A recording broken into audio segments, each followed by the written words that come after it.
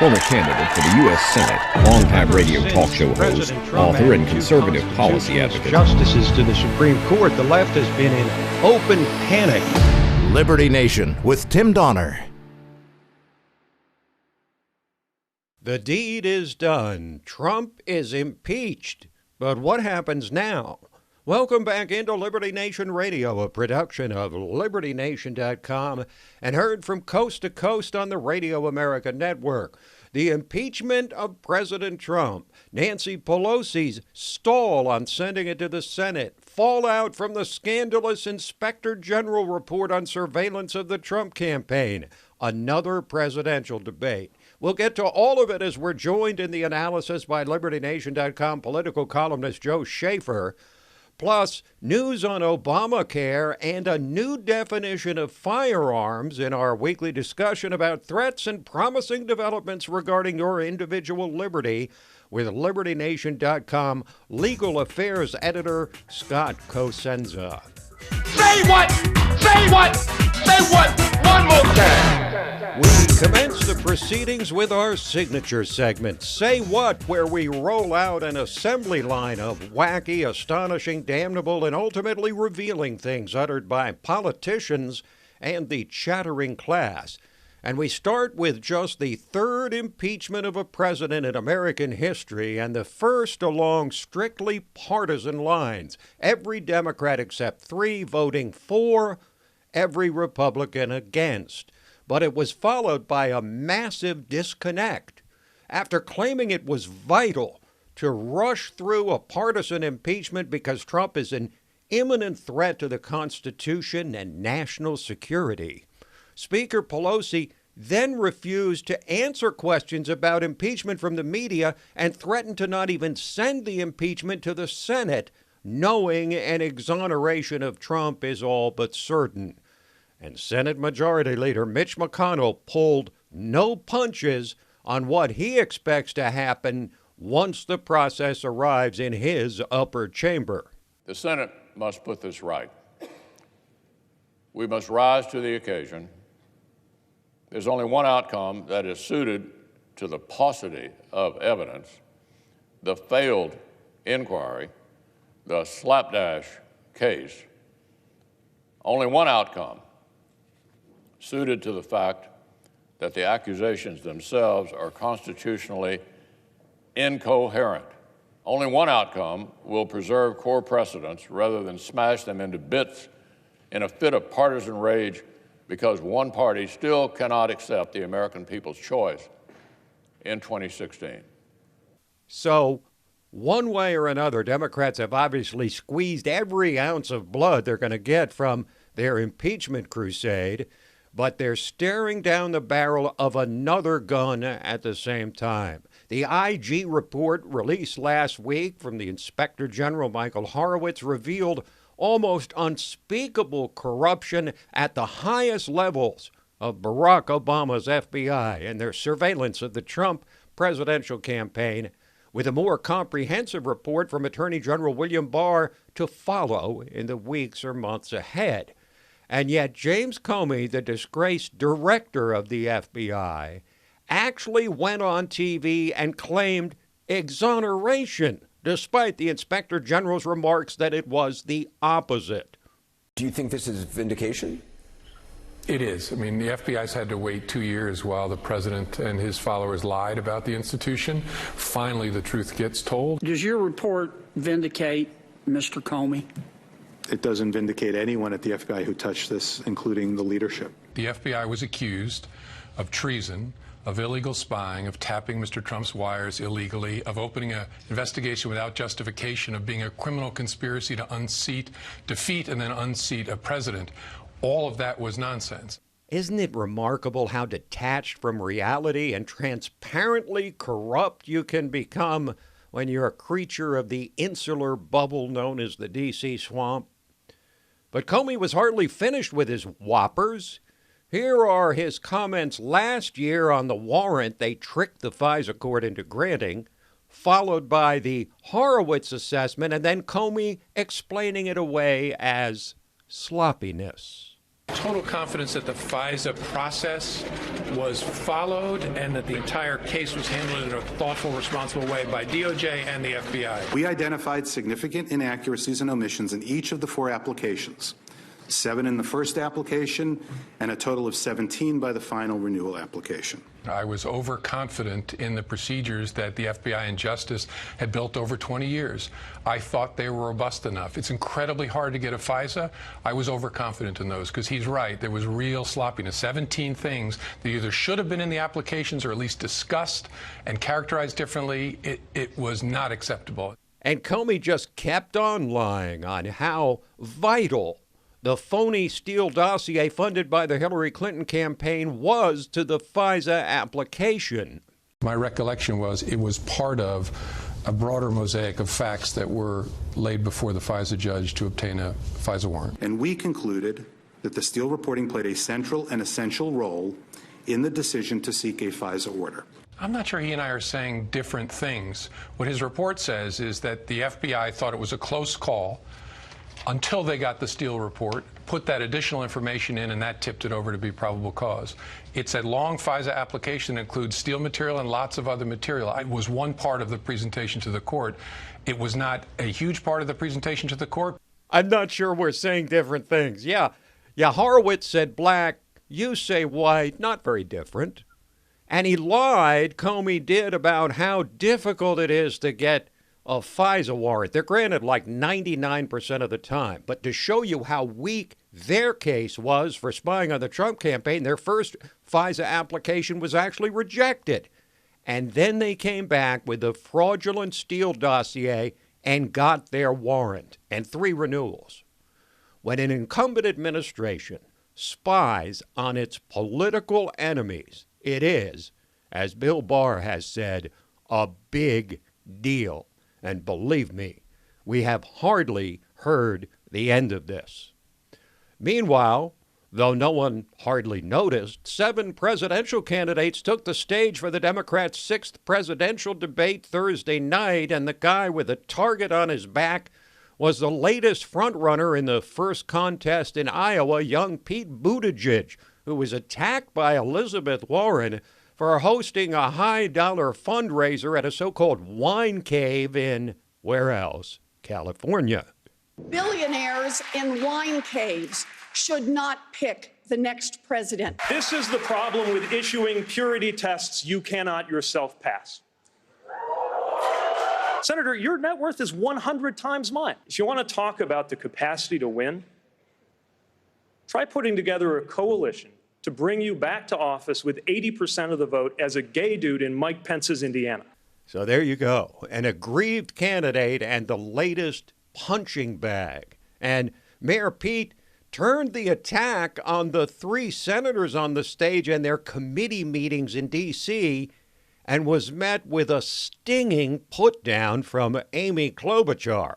You basically mocked the 100 years of experience on the stage. And I have not denigrated your experience as a local official. That is hilarious. The Senate is a great body. You don't hear me criticizing your record as a lowly local official. Translation, you're way too small for the job. Meanwhile, a comment made by Chris Wallace of Fox News has drawn a lot of fire lately. The anchor of Fox's signature program, Fox News Sunday, made a speech at the Newseum just 2 weeks before the shutdown of that Washington-based edifice of media self-glorification, apparently meaning to ingratiate himself to elite media which detests Fox News by making a declaration that not even the elite anchors have made. I believe that President Trump is engaged in the most direct, sustained assault on freedom of the press in our history. He has done everything he can to undercut the media, to try to delegitimize us. And I think his purpose is clear, to raise doubts when we report critically about him and his administration that we can be trusted. Back in 2017, he tweeted something that said far more about him than it did about us. Quote, "The fake news media is not my enemy. It is the enemy of the American people." Did Mr. Wallace even notice that Trump was attacking fake news, not the media, the press in general? But that distinction is lost on swamp rats who so desperately want to be embraced by the deranged anti-Trump media. You know what? I was around for the heyday of Chris's father, Mike Wallace, a real investigative journalist. And Chris, you're no Mike Wallace. Not even close. Quick break, and then we'll try to put the impeachment and presidential race into a year-end perspective, where we've been and where we're going in this nation divided like no time since the Civil War. Panic. Liberty Nation with Tim Donner. So the Democrats have completed their 3-year impeachment crusade and done the deed. They have impeached President Donald Trump on a straight party line vote, claiming an imminent threat to the Constitution and national security. But then Nancy Pelosi dodged questions about impeachment from the media and threatened to not even send the impeachment up to the Senate for a trial and verdict. Joining us to try and explain this seemingly inexplicable behavior by the nation's most powerful Democrat and assess the state of the Democrats' presidential race after another debate this week is LibertyNation.com political columnist Joe Schaeffer. So, Joe, welcome. And no matter whether Pelosi finally, in the end, sends the articles of impeachment formally up to the Senate, just the publicity about her threat of holding her party's indictment makes it hard to figure how this is not an embarrassment for her. Why did she do it?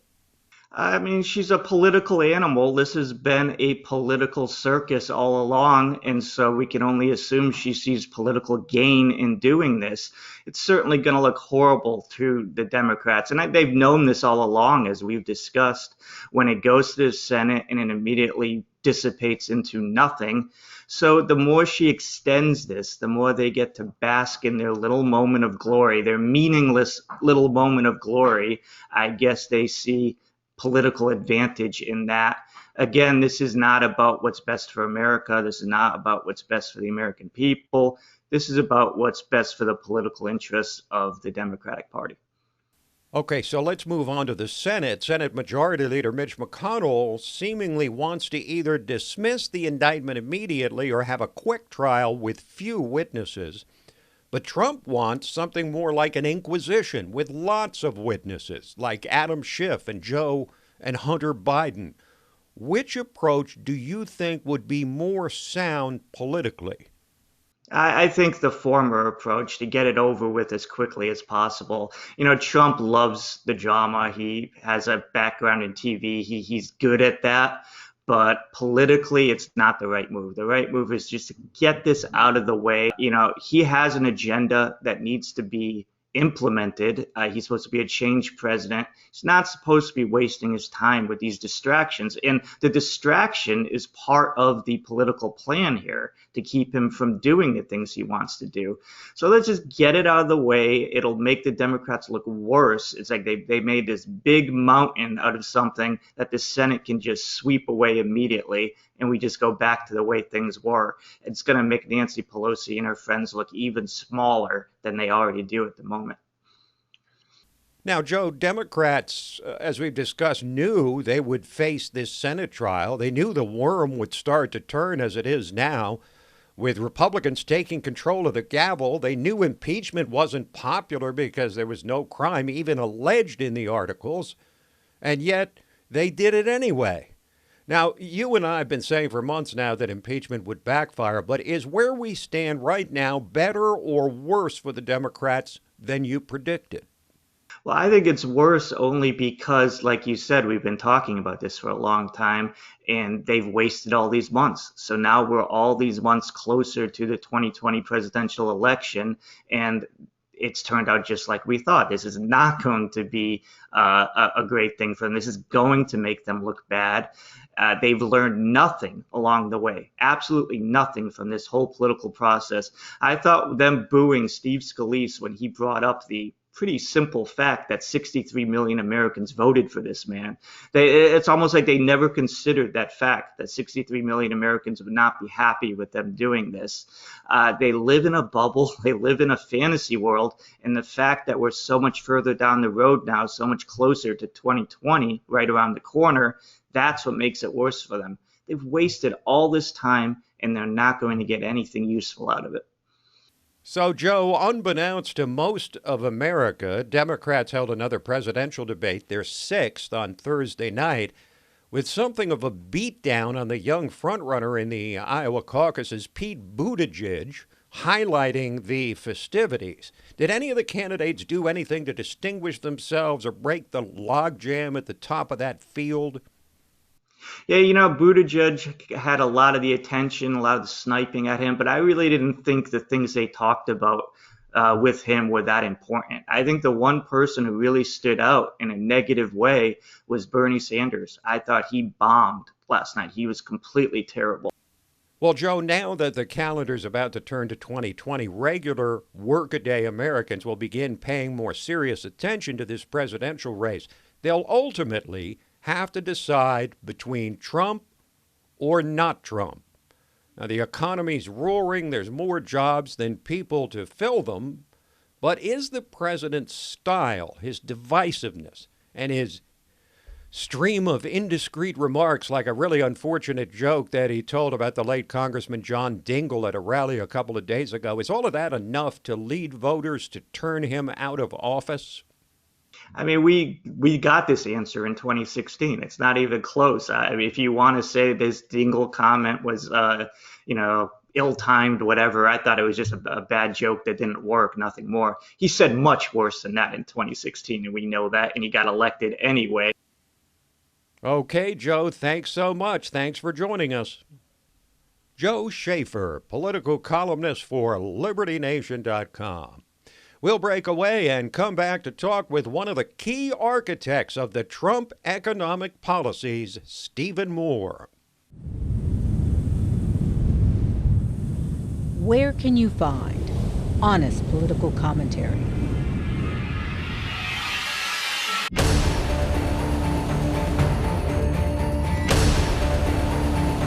With sobering analysis. Even the most trusting among us may find the company's latest plan deeply intrusive.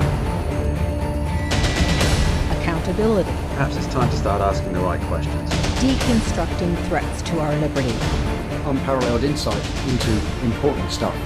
And boldly reporting the truth. Truth is making a comeback. Well, hello again, and welcome to Election 2020 Roundtable. Uprising podcast of LibertyNation.com. Abortion is functionally sexist.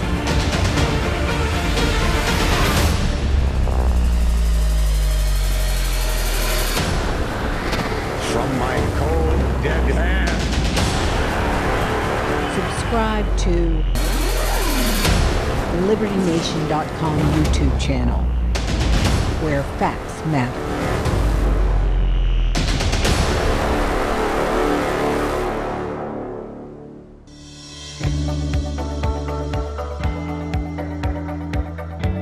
Click on youtube.com/LibertyNation.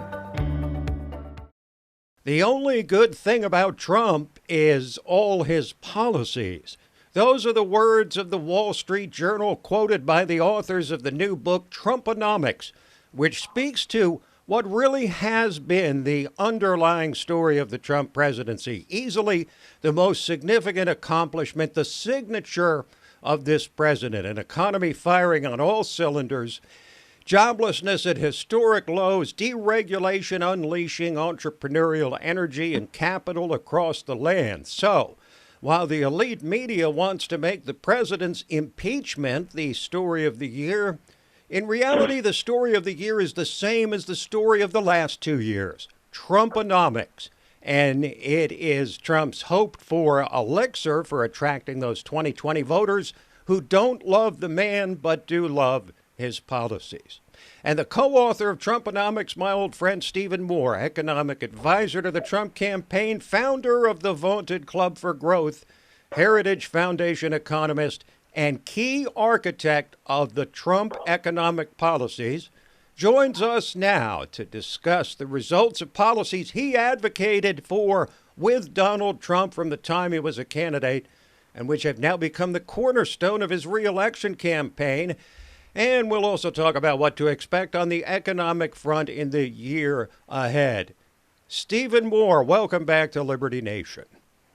Hi, Tim. By the way, I can't really improve on that. I mean, you did a really nice job of summarizing, what the big issues are for Trump, and I think why he will win not just a re-election, but maybe possibly a landslide re-election, given how strong everything is going in terms of economy, jobs, low interest rates, low inflation, and it's just hard to find much to complain about with this booming economy. Well, I went on record. I think it was the first Washington-based columnist who wrote up on LibertyNation.com the prediction back in July, 2 days after July 4th, that Trump would win 350 electoral votes. So, and you know what? Even in the impeachment and everything that's happened since, my mind hasn't been changed at all. But let me ask you this: with Trumponomics, oh, mine has been. My mind has been changed. I'm actually, more bullish than ever. I'm. You say 350 votes. I'm saying it somewhat differently. 40 states, which would be, picking up states like, Nevada, New Hampshire, New Mexico, Minnesota. And then the Democrats are just stuck with the very, very blue states like Connecticut and Illinois and New York and California. But, people don't vote against prosperity, or they very rarely do. And, now that you've got the Democrats, I think the odds of Trump's reelection have gone up significantly just in the last week and just in the last 48, 72 hours with this impeachment vote. I think it was a catastrophically bad decision by the Democrats. It's only energized Republicans. It's only unified us because we know who the enemy is, these people who just insanely hate Trump. And so we'll see. But if the economy remains strong like this, Trump is in very good shape. Well, strictly from the standpoint of political analysis rather than partisanship one way or the other, I don't disagree with anything you've said. And I've felt for a long time that, the end result of this, it wasn't hard to see for the media the few of them that could see past the nose on their faces, that the end result of this impeachment was going to be no Republicans voting and handing it over to the Senate controlled by Mitch McConnell. But let's get to the meat of the matter here, which is Trumponomics. It's the story of the year. It's the story of his presidency.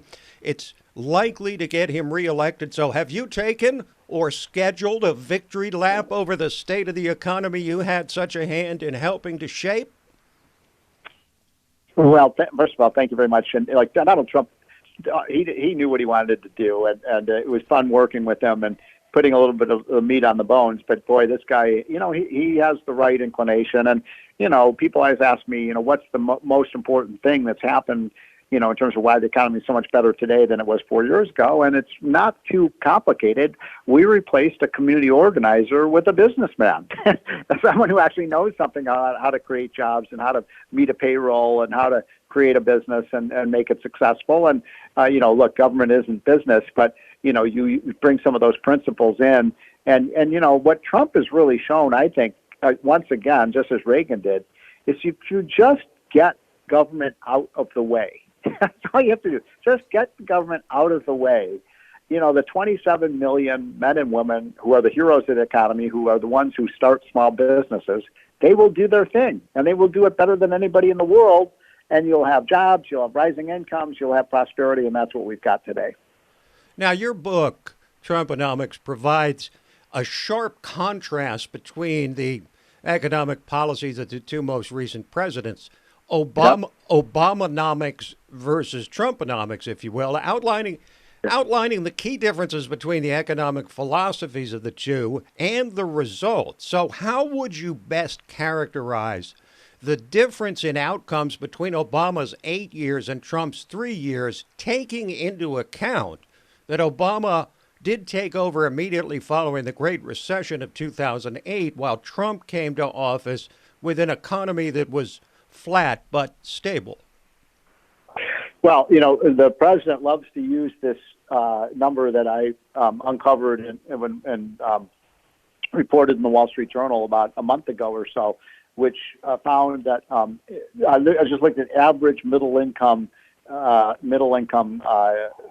incomes for which is basically wages and salaries for people. I'm not talking about Bill Gates and Warren Buffett and Tom Brady. I'm talking about people who are in the exact median incomes.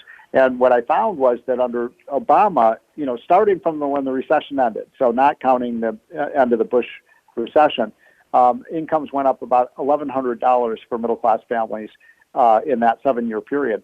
Under Trump, in just 3 years, middle-class incomes have gone up $5,250. I mean, that's incredible, isn't it, when you think about it? That's the answer to the question right there, rising wages, because people, they need a job, and there's a lot more of them, and then they need to make more money, and there's more of that. It's about that. And I always laugh, Tim, because, when I give speeches or, talk to people about, they're oftentimes they're Obama people, and they'll say, okay, yeah, the economy's doing great, but this is just a continuation of the Obama economy. And I'm like, what are you talking about? I mean, Trump has actually repealed and reversed everything Obama. Nice try. So how could this be? Yeah. Yeah, and when you see the big acceleration, it's just, and by the way, these are the same people, the ones who are saying this is just a continuation of the Obama economy, are the same people who said if Donald Trump is elected president, he's going to cause a second Great Depression. This is not a second Great Depression. We're not even going to remember the recession talk, Tim, 3 or 4 months ago. A recession's right around the corner. So the economy's picking up speed. I take it that you don't share the view of Paul Krugman the day after the election that the world economy would collapse and never recover from it. Never recover, right? Right. Yeah. Now now they say it's just Obama, so we'll see what people believe. Now, we heard from Trump that 3% economic growth would become the norm in his presidency. He said that during the campaign. Now, we had that for a while, but now we're closer to 2%. What's a realistic expectation for economic growth in 2020? I think it's going to be closer to 3%. And, the odds of 3% went way up when he got this China trade deal done, which is a big victory for Trump. It's a big victory for American workers and manufacturers and farmers. And just having that tariff war in a state of a kind of truce is a very positive thing for the economy. So I'm going to say we get close to 3%.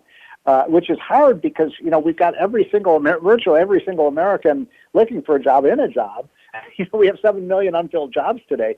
The big problem right now is finding workers to fill with the skills and the desire to do these jobs.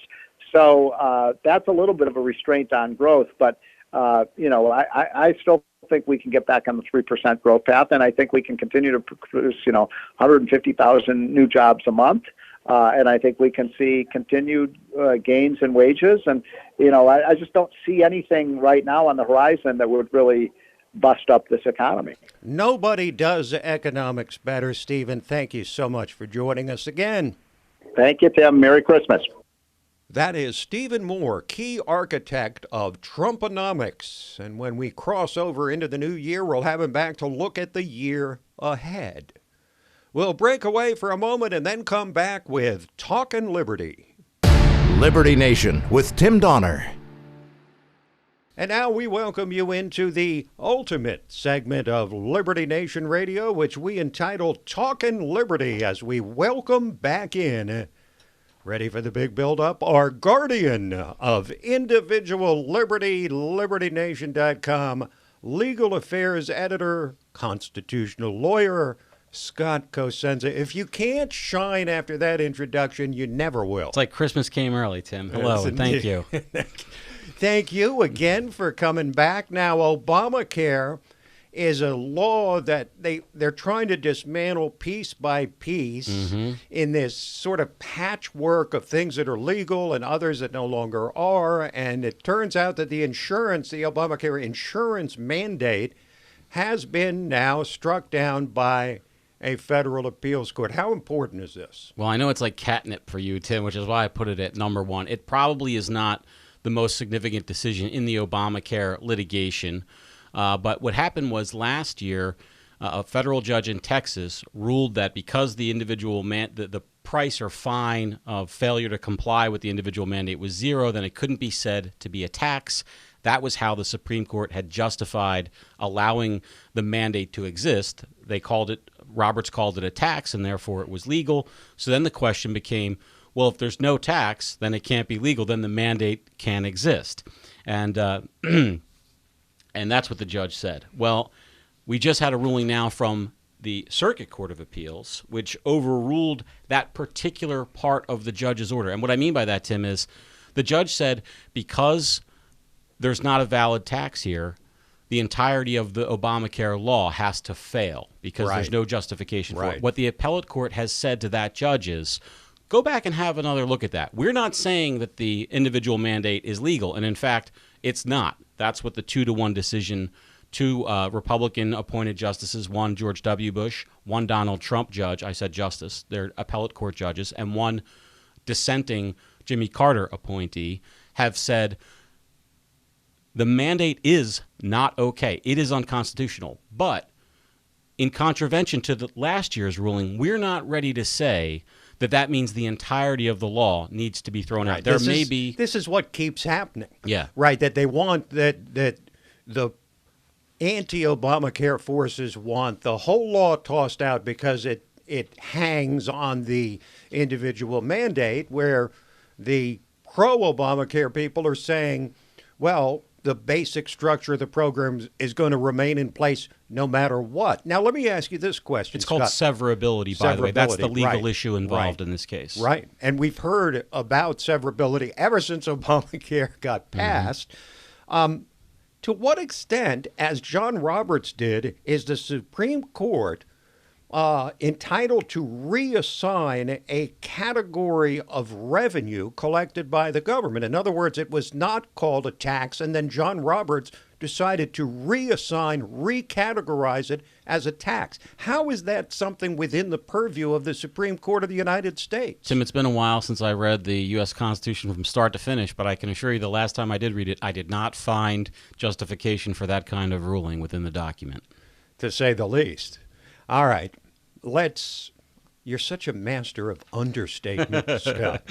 Now let's go to your favorite state. We all know what that is. Pennsylvania. You always find a story, not that they're not legitimate, but the Pennsylvania Attorney General unilaterally changes the definition of a firearm and tells the state police to treat parts of firearms as firearms. It just so happens that the two states I have most familiarity with, Pennsylvania and Virginia, and their gun laws are popping off right now. Yes. We had the Sanctuary City movement, which is ongoing in Virginia, and the Pennsylvania Attorney General Josh Shapiro, Tim, jumped into the fray in a massive blow against gun rights by unilaterally declaring that firearm parts, which is to say parts which could not be assembled into a firearm absent tooling and know-how and other things, are to be considered firearms. I think that it is a staggering, really a breathtaking power grab, an unconstitutional one that will really impact the lives of Pennsylvanians in a very bad way. The few who will get caught up. I'm not suggesting this is an item that most people are concerned with, firearm parts, but for the ones that do, they were operating legally last week, and now they're supposedly felons, according to the AG. So this is the camel's nose pushing a little bit further under the tent. Now, let me ask you this. A full hump. Because they can't get full-on gun control laws, so they're trying these end runs with little elements of guns and their parts. Next question is, how then are parts of a gun to be treated differently than, say, ammunition? Well, the ammunition cannot be converted to actually fire ammunition, is presumably the distinction there, whereas the part could be. These are about... But isn't that what I'm sort of heading towards isn't that the next step to say that if you have ammo, then that shows intent to use a gun, which... For somebody who has power and is motivated to use those levers of power to restrict rights absent justification, then yes, Tim, ammunition, any manner of restriction can and will come down the pike. Okay, Scott, switching gears to New Jersey, where lawmakers, my favorite phrase for politicians, pass marijuana referendum for the 2020 ballot as New Jersey could become about the 10th state in the country to legalize recreational marijuana. Will that be for both use and sale? Let's steer away from recreational and say non-prescription use, Okay, or treat sure. marijuana like alcohol, I think is a better way to put Okay. it. And yes, this is a real profile and courage, Tim. The New Jersey legislature couldn't go ahead and pass the law themselves, but like I think every state now that will have, presuming that New Jersey goes, that will have laws that treat marijuana like alcohol, have done so by citizen referendum. The politicians of that state did not have the courage to change the law and reverse course on the drug law. The citizens did, and I'm confident that the citizens of New Jersey will likely follow the citizens of so many other states when given the choice and turn away from prohibition. I'm sure that the decision to put marijuana on the ballot in 2020 has nothing to do with a politician's thirst for tax revenue in a very responsible fiscal state like New Jersey. The story reporting this says that it's a $200 to $300 million revenue stream, likely, depending on the actual rate imposed. There will be, some taxes imposed on the sale. So they can't keep their to deny themselves an income stream is antithetical, of course, to the politician. They're not going to do that. But that's the tax, basically, on marijuana users for being able to simply be left alone by the government like people that use alcohol. Okay. The feds have been reaping data from 1,500 phones in the largest reported reverse location warrant. I don't know exactly the details of this story, but it sounds scary. Well, it is very scary, Tim, because one of the hallmarks of a kind of what we would consider to be a proper warrant procedure is that specificity is involved in terms of what are you looking for and the probable cause to justify that warrant. And what we have here is the exact and metaphysical opposite of specificity. They know a certain crime was committed in a certain place. That's all they know. They don't know that the perpetrator of that crime even owned a cellular phone or an electronic device. But what they've decided, Tim, is to just dragnet all the data from that area and then sort of reverse engineer. Well, we know if there was an arson in this place, and then in the other place we can cross-reference. And no one has ever said, Tim, that eliminating all privacy won't be a boon to law enforcement efficiency. It certainly will. The problem is the penalty when it comes to our privacy and our data. And there were 1,500 people's data that were reported on this warrant. So at least 1,499 have had their privacy violated. On that note, thank you, Scott. Thank you, Tim.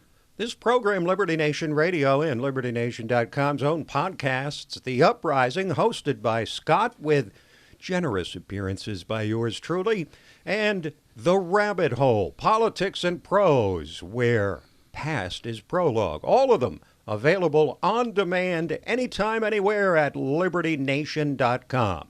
So that is it for this week, but we'll be back at you next week for our special year-end program. Until then, this is Tim Donner saying, stand up for liberty, and we'll see you next time on Liberty Nation Radio.